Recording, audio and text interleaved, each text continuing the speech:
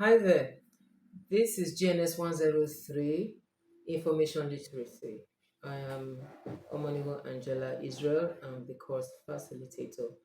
We're looking at study session 2 today, and we're considering units in the library. Units in the library. So, we want to see the types of units we have in the library.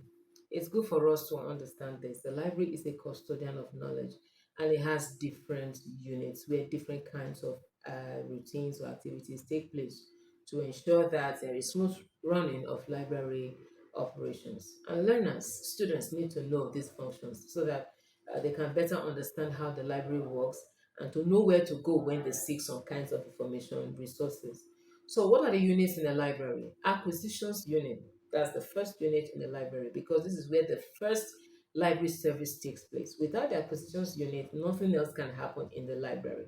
Now, what happens here? This is the unit that's responsible for acquiring information materials into the library.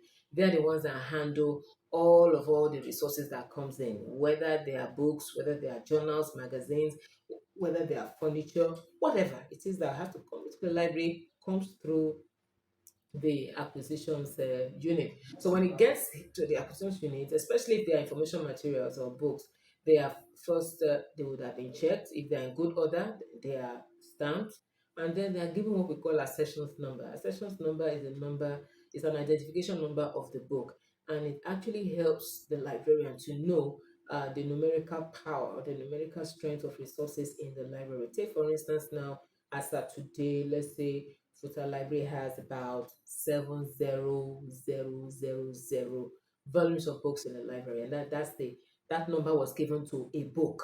Okay, that probably came in maybe 5 minutes ago. That accession number will tell the librarian the number of books in the library as at this moment. That is about 70,000 volumes of books. So books are given accessions number, one to identify the book and as well to be able to help us to know the total number of books that are in the library at a particular point in time. So after these books have been given a sessions number, they are taken to the second unit, which is called the cataloging and classification unit. In this unit, materials that come in are cataloged and classified. What is cataloging? That has to do with the description of the book, physical description of the book, where certain kinds of information about a book, which we call bibliographic information, is extracted from the book and documented in a manner that has been authorized, has been given as a guideline. So when we are writing them out, like the name of the author, the title of the book, where the book is published as a place of publication, we're talking about the name of the publisher. Then we talk about the year the book was published. We talk about the ISBN number. We talk about the measurements of the spine of the book, and indicate whether the book has got illustrations. Total number of pages of the book. All these are called bibliographic information, and they are entered, either they are written out in a formalized manner, or they are entered into a database that is called cataloging. After the book has been cataloged, then it will now be classified, where special kinds of numbers we call classification number is given to the book, and we have special tools from which we can get these numbers. Where these tools, depending on the library, sometimes the size of the library. For instance, now a Futa library, it's an academic library, and most academic libraries in Nigeria use Library of Congress classification scheme. So with this Library of Congress classification scheme, they find out what they call the subject tracings. So with this subject tracing, the scheme also gives guidance on the subject number. So with that subject number, we'll go to what we call the Library of Congress schedules.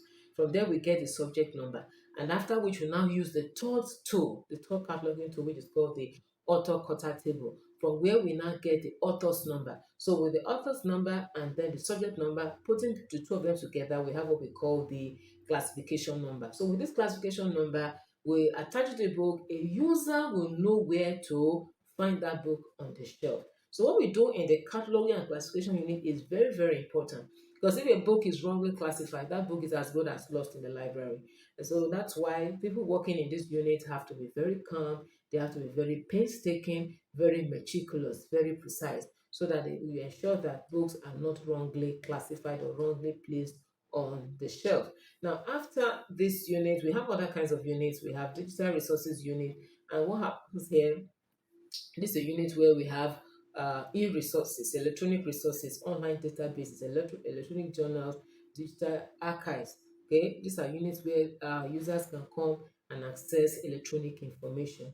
Another unit in the library is called the reference unit, or some other places it's called the information services unit, and it's responsible for providing reference services, reference assistance, answering research questions or users' queries, and guiding users in how to access information materials or even use them sometimes. Now, the circulation units, very important unit, usually for a place like in Futa Library, which is the academic library, that is where the students come first. Because in this unit, that is, how do I say now? Well, let's say it's the PRO.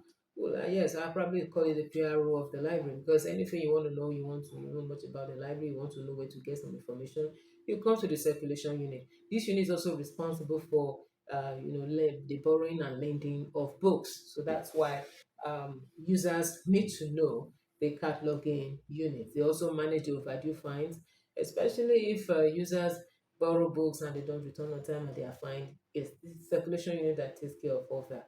Now we have the technical services unit. Under the technical services unit, that's where we have the cataloging and classification unit. Now they are the ones that are responsible for the organization of information materials in the library. We have what we call special collections unit. Here we, because there are some materials, we can't just put them directly on the shelves, but they are very useful.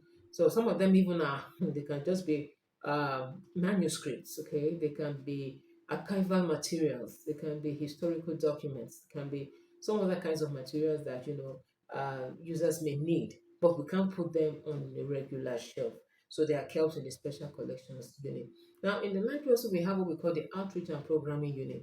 Now, in this unit, just as we said earlier, where we have libraries trying to reach out to people in remote areas, yes, this unit ensures that information in the library is properly disseminated. And in doing this, they organize programs, they organize exhibitions, organize workshops, and other kinds of outreach activities. If it's in a public library, some public libraries organize what we call extension services, where they will get something like a mobile library.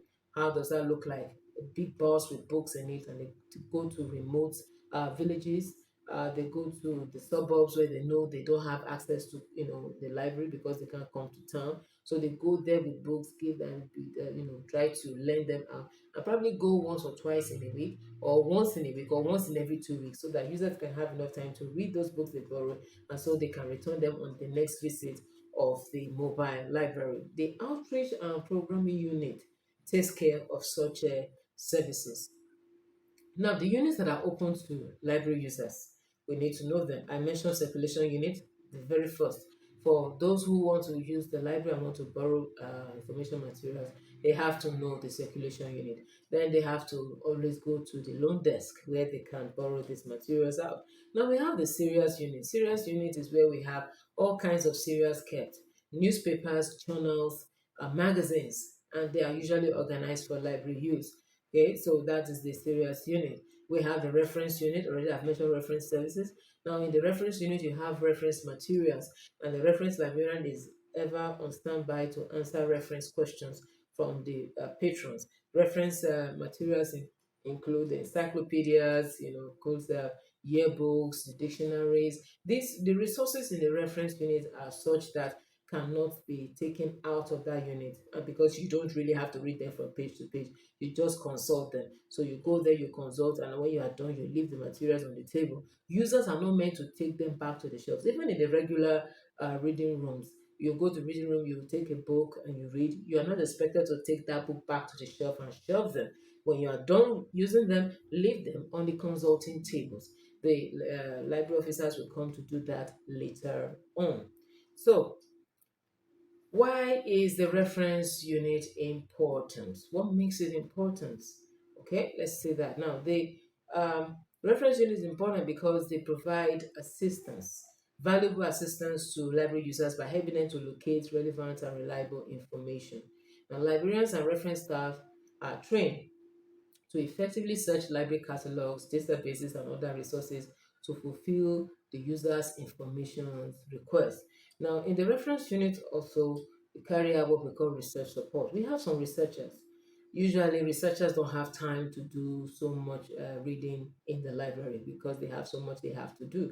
So they come to consult, and when they come, especially if they have to come from far, because sometimes researchers have to travel, so long distances to get what it is they want. They can just get to a library and tell you, "Look, I don't have the time. I'm still going to so and so place. I'm going to so and so place, and I need materials on this. Please, how can you help me?" It is the work of the reference librarian to ensure that these researchers are able to have their needs met, particularly if the library has the resources that the users or the researchers may need. So they will try to get those things for them in a very short period of time because they know where the resource, those resources are.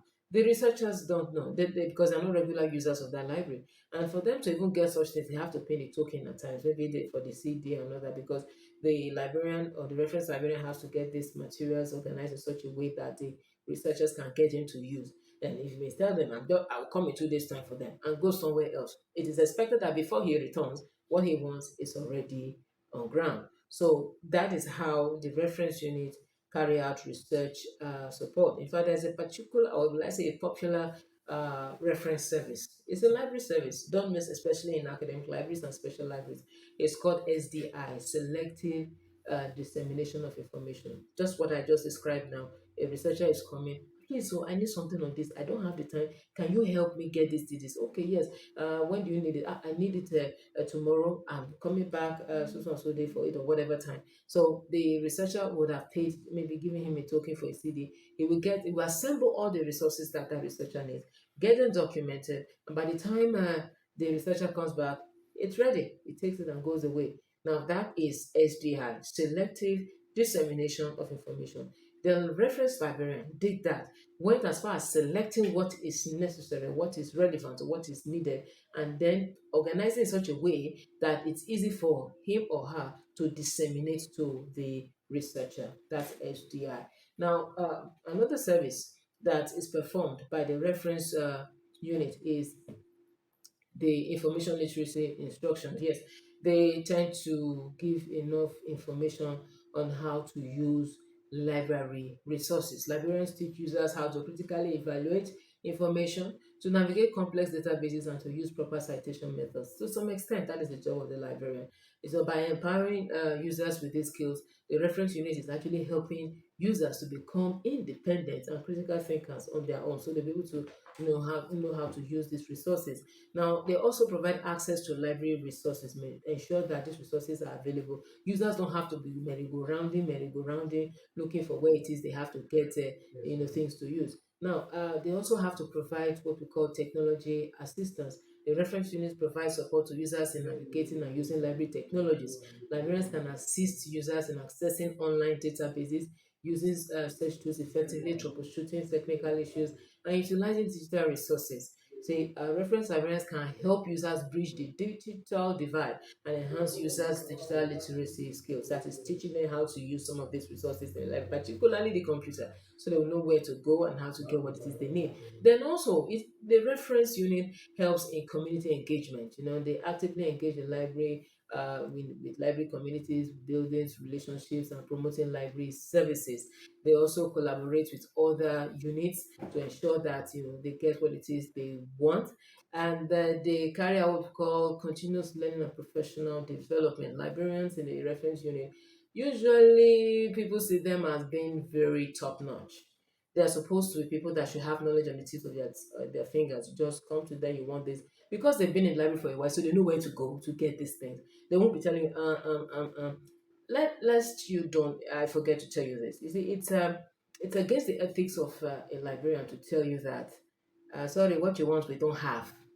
um Sorry, it's not available. Maybe you go and try somewhere else. That's not the language of the librarian. It's unethical for us to say that. But rather, we'll tell you, even when we know we don't know it or we don't have it, we'll try to be diplomatic and say, please, can you give us a day or two? Are you impressing any of it? Can you just give us a day or two to get it out for you? The truth is, it's not there. But they don't want to tell you it's not there. They have to go look for it. That's the duty of the librarian, and especially the reference librarian. So he will do everything in his power to ensure that reference services are dispensed to users. So this ends this unit, study session 2, unit 1 on types of units in the library. Thank you.